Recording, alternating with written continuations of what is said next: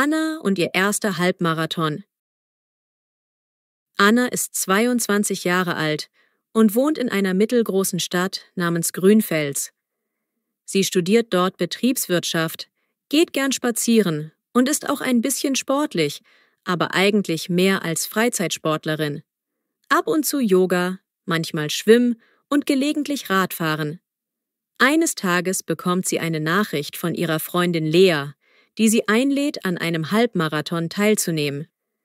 Anna ist überrascht, weil sie nie wirklich über einen solchen Lauf nachgedacht hat. Ein Halbmarathon bedeutet 21,1 Kilometer Rennen, fast die halbe Distanz eines großen Marathons. Zuerst lacht sie. Ich bin doch keine Marathonläuferin. Aber Lea sagt, wir können uns zusammen vorbereiten. Es ist eine tolle Herausforderung. Außerdem laufen wir für einen guten Zweck, denn ein Teil der Startgebühr geht an ein lokales Kinderhilfsprojekt. Diese Kombination aus Sport und Wohltätigkeit klingt für Anna interessant. Sie überlegt ein paar Tage. Sie hat Respekt vor der Distanz, weil sie bisher maximal 5 Kilometer am Stück gejoggt ist. Doch schließlich denkt sie, warum nicht? Ich will herausfinden, ob ich das schaffe. Ich habe Lust, mir ein Ziel zu setzen. Also meldet sie sich an, bezahlt die Startgebühr online und erhält eine Bestätigungsmail. Ganz ehrlich, sie ist ein bisschen nervös. Doch sie freut sich auch auf ein Abenteuer, das ihren Alltag verändern könnte. Erster Schritt: einen Trainingsplan finden. Im Internet gibt es viele Pläne für Anfänger, die in etwa 10 bis 12 Wochen auf einen Halbmarathon vorbereiten. Anna sucht sich einen einfachen Plan, der 3-mal pro Woche Joggen vorsieht und zusätzlich eine Laufeinheit am Wochenende, die Schritt für Schritt länger wird. Sie druckt diesen Trainingsplan aus und hängt ihn an ihre Zimmertür. So hat sie immer im Blick, was ansteht. Lea hat denselben Plan gewählt und sie verabreden sich, einmal pro Woche zusammenzulaufen, während die anderen Läufe jeder für sich macht. In der ersten Trainingswoche spürt Anna schnell, dass sie ihre Ausdauer steigern muss. Ihr Plan sagt, 3-mal pro Woche jeweils 30 Minuten lockeres Joggen. Sie zieht bequeme Sportschuhe an, die sie schon hat, aber nie intensiv genutzt hat, und geht los. Nach 10 Minuten schnauft sie, spürt Seitenstechen und fragt sich, ob sie überhaupt 30 Minuten durchhält. Doch sie macht Gehpausen, läuft wieder an und schafft am Ende mühsam die halbe Stunde. Sie ist stolz, obwohl sie zwischendurch gehen musste. Lea schreibt ihr eine Nachricht. Hey, war auch hart, aber wir schaffen das. Nur nicht aufgeben. Das gibt Anna Mut. Nach 2 Wochen macht sie kleine Fortschritte. Sie läuft schon ein bisschen flüssiger, ohne zu schnell loszulegen. Sie lernt, dass sie langsam starten muss, damit sie länger durchhält. Während der Woche arbeitet sie an der Uni bis nachmittags, dann zieht sie abends ihre Laufschuhe an und rennt durch den nahegelegenen Park. Manchmal hört sie Musik, manchmal genießt sie die Naturgeräusche. Samstags läuft sie mit Lea zusammen, dann haben sie Spaß, können sich unterhalten, aber merken auch, dass das Reden beim Laufen anstrengend ist. Sie motivieren sich gegenseitig. Noch 5 Minuten, dann sind wir am Ziel. Nach ungefähr einem Monat steht im Trainingsplan langer Lauf 60 Minuten. Anna hat Respekt davor, eine ganze Stunde durchzujoggen. Sie beschließt, sich an diesem Tag genügend Zeit zu nehmen, morgens einen leichten Haferbrei zu essen und 1 Stunde später loszulaufen. Sie startet gemächlich, versucht ein gleichmäßiges Tempo zu finden. Nach 20 Minuten fühlt sie sich ganz okay. Nach 30 Minuten spürt sie erste Müdigkeit, aber sie denkt, ich muss nur ruhig atmen und weiterlaufen. Nach 45 Minuten wird es richtig hart. Ihre Beine fühlen sich schwer an, ihr Mund ist trocken, obwohl sie eine kleine Flasche Wasser dabei hat. Sie trinkt einen Schluck. Noch 15 Minuten! Sie sagt sich, ich habe schon mehr als die Hälfte geschafft, nicht aufgeben. Als der Timer bei 60 Minuten piepst, fühlt sie unglaubliche Erleichterung und bleibt stehen. Sie holt tief Luft und lächelt breit. Ich habe es geschafft. Anschließend geht sie locker nach Hause, duscht warm und ruht sich aus. Nie hätte sie gedacht, dass sie mal 1 Stunde am Stück laufen kann. Nach einigen Wochen sind die Läufe länger geworden. Der Plan sieht eine Spitzenlaufzeit von 90 Minuten vor dem Halbmarathon vor. Anna spürt, dass sie körperlich stärker wird.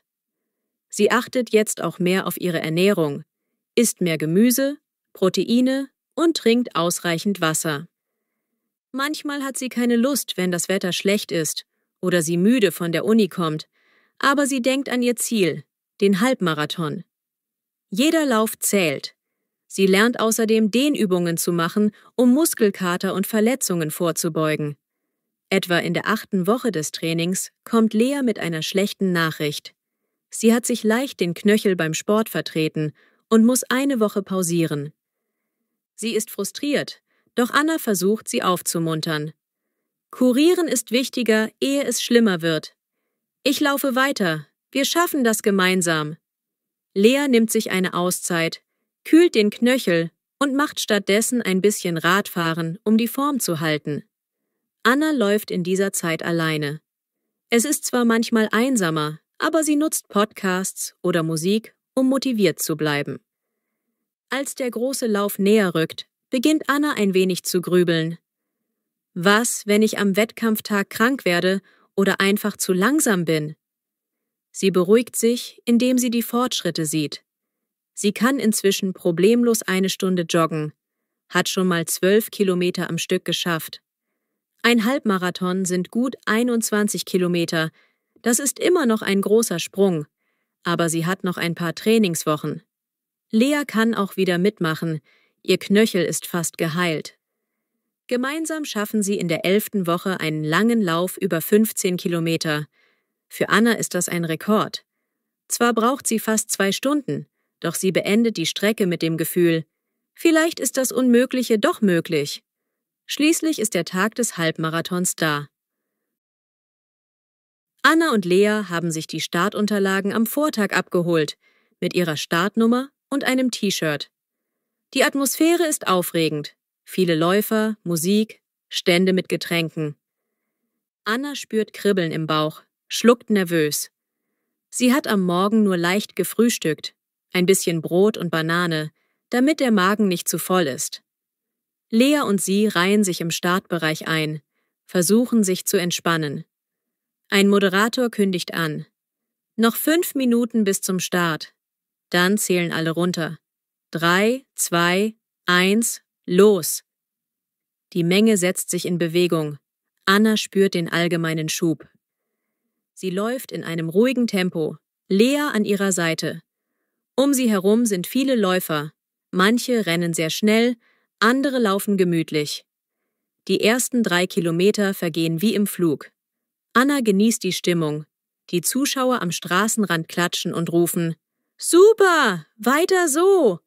Nach 5 Kilometern sieht sie die erste Trinkstation. Sie greift schnell einen Becher, trinkt etwas Wasser, läuft weiter. Der Tag ist sonnig, aber nicht zu heiß. Perfekte Bedingungen. Lea und Anna lächeln sich an. Wir sind auf Kurs. Bei Kilometer 10 merkt Anna eine leichte Erschöpfung, vor allem in den Beinen. Doch sie hat den halben Lauf geschafft. Das gibt ihr Kraft. Bei Kilometer 12 trennt sie sich kurz von Lea, weil Lea etwas schneller ist. Anna sagt: Lauf ruhig dein Tempo, ich komme nach. Sie läuft jetzt alleine weiter, konzentriert sich auf ihren Atem. Manche Läufer um sie herum werden auch langsamer. Ein Mann fängt an zu gehen. Eine Frau massiert sich den Oberschenkel. Anna versucht positiv zu bleiben. Sie sagt sich: Ich habe so viel trainiert, ich kann das. Zwischen Kilometer 14 und 16 wird es richtig zäh. Sie verspürt Seitenstechen, atmet tief aus und wechselt kurz in einen Gehschritt. Sie denkt: Okay, besser kurz gehen, als völlig aufzuhören. Nach 30 Sekunden versucht sie wieder zu laufen, langsam, aber beständig. Kilometer 17 ist geschafft. Noch 4 Kilometer. Das klingt nicht viel, aber ihre Beine fühlen sich schwer an, ihr Atem ist schnell. Sie lächelt gequält, als sie an Zuschauern vorbeikommt, die ihr zurufen: »Noch ein kleiner Rest, du packst das!« Als sie bei Kilometer 19 ankommt, spürt sie einen Energieschub.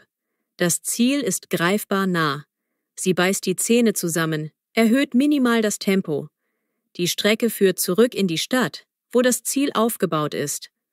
Anna hört schon laute Musik, Applaus und Moderation. Sie sieht das Zielbanner in der Ferne. In ihrem Kopf wiederholt sie: »Ich kann es!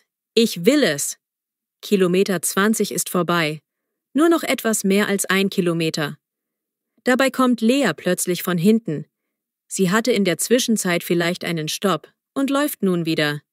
Sie ruft: »Komm, wir machen den letzten Kilometer zusammen.« Anna lächelt erleichtert. Gemeinsam motivieren sie sich. Die letzten 500 Meter sind pure Willenskraft. Anna hat das Gefühl, ihre Beine sind aus Blei, aber sie hört die Menge, sieht die Ziellinie. Sie geben noch einmal alles und plötzlich überqueren sie zusammen das Ziel. Die Zeit ist nicht rekordverdächtig, etwas über 2 Stunden 30 Minuten, aber egal, sie haben es geschafft. Anna bleibt stehen, holt tief Luft, wird fast von den Emotionen überwältigt. Lea umarmt sie, beide strahlen, manche Tränen rollen. Offizielle Helfer hängen ihnen eine Medaille um. Es ist ein unbeschreibliches Gefühl. Später trinken sie im Versorgungsbereich Wasser, essen eine Banane und Schokoriegel. Anna kann es kaum fassen, dass sie wirklich einen Halbmarathon beendet hat. Ihre Beine zittern, aber ihr Herz lacht. Sie ruft ihre Eltern an. »Mama, Papa, ich habe es geschafft. Ich bin Halbmarathon-Finisherin.« Alle sind stolz auf sie. Beim Heimweg in der Bahn trägt sie immer noch die Medaille um den Hals. So glücklich ist sie. In den Tagen danach hat Anna ordentlich Muskelkater. Sie legt die Füße hoch und erinnert sich an jeden Kilometer. Doch sie ist sicher, das war nicht das letzte Mal. Vielleicht macht sie irgendwann einen ganzen Marathon. Oder sie genießt erstmal diesen Erfolg. Sie schaut auf ihren Trainingsplan, den sie an der Zimmertür hängen hatte, und denkt: Jedes Kreuzchen für jede Laufeinheit hat mich hierher geführt. Der Halbmarathon war ein großes Ziel, das sie mit Disziplin und Mut erreicht hat. Nun weiß sie, mit Ausdauer lassen sich Berge versetzen oder eben 21,1 Kilometer überwinden.